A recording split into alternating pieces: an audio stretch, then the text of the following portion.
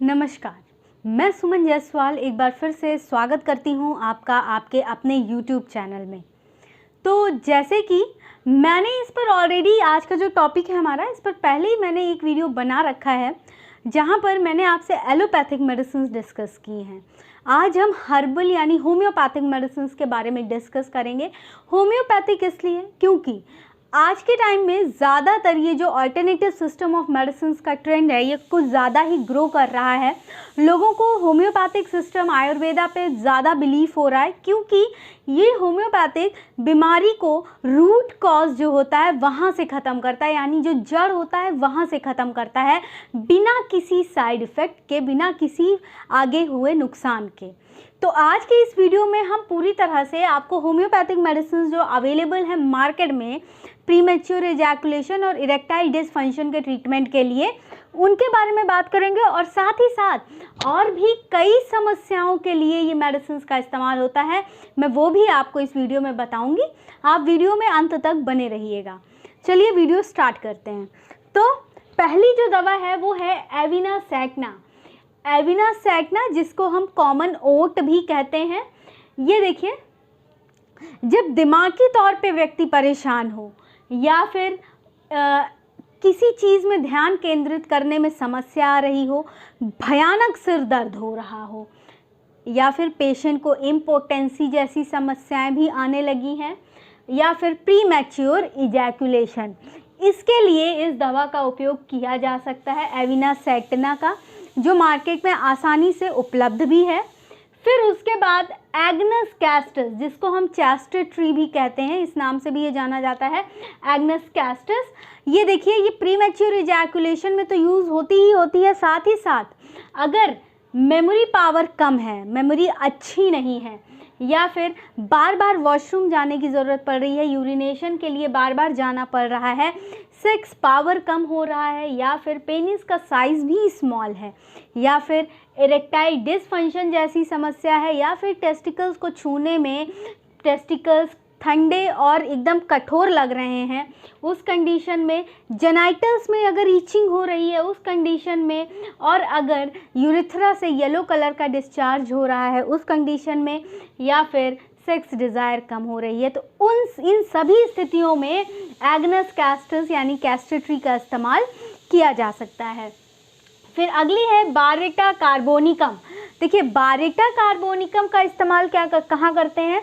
अगर याददाश्त कम हो रही है, मेमोरी ख़त्म होती जा रही है धीरे धीरे, या फिर पेशेंट का सेल्फ कॉन्फिडेंस, खुद के ऊपर भरोसा कम हो रहा है, या फिर सेक्स डिज़ायर कम हो रही है, या फिर टेस्टिकल्स कठोर हो रहे हैं, तो उन स्थिति में बैरेटा कार्बोनिकम का इस्तेमाल किया जा सकता है।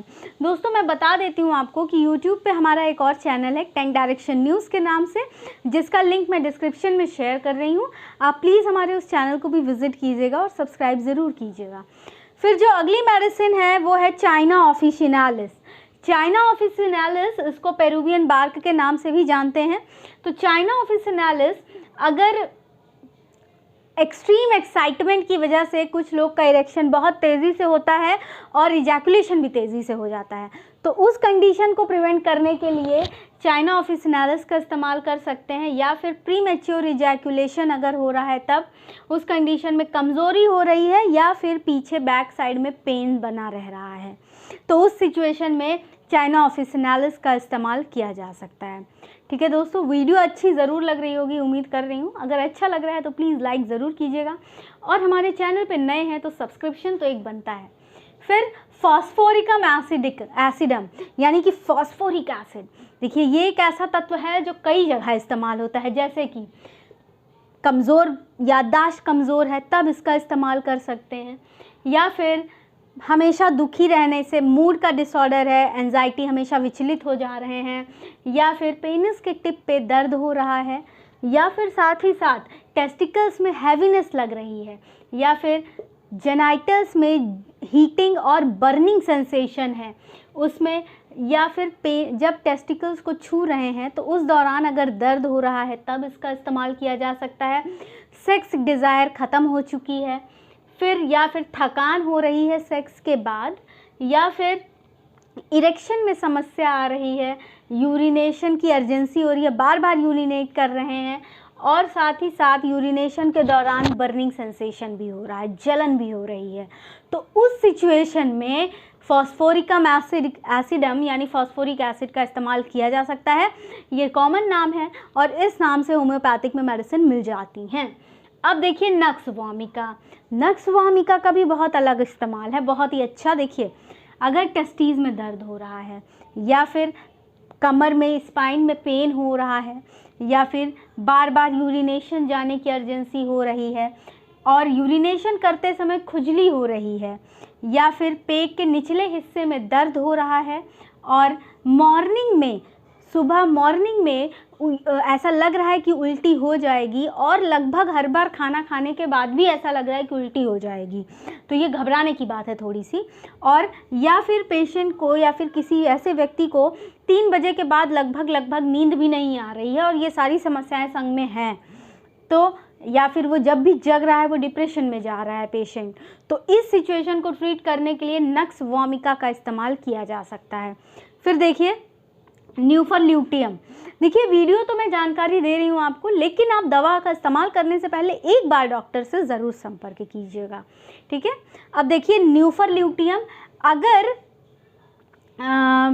कमर के आसपास सुबह 5 से सुबह 7 तक काफ़ी दर्द रह रहा है, तो न्यूफर ल्यूटियम का इस्तेमाल किया जा सकता है। या फिर राइट टेस्टीज में पेन हो रहा है, खाना पचाने में तकलीफ़ हो रही है, और इजैकुलेशन सोने के दौरान या फिर जब आप खोए हैं कहीं पर इनवॉलेंट्री इजैकुलेशन हो रहा है, तो उस कंडीशन में न्यूफर ल्यूटियम का इस्तेमाल किया जा सकता है दोस्तों।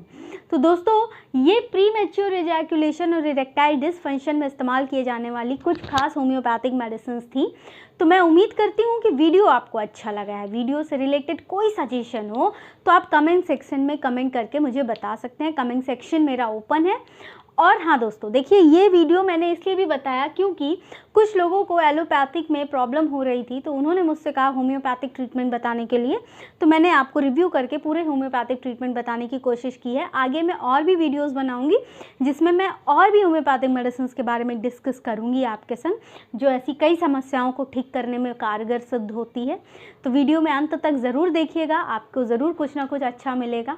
तब तक के लिए मैं सुमन जायसवाल आपसे विदा चाहूँगी। अब मिलूँगी अगले वीडियो में, अगली मेडिसिन के ऊपर रिव्यू करेंगे या फिर कोई नई बीमारी पर डिस्कशन करेंगे।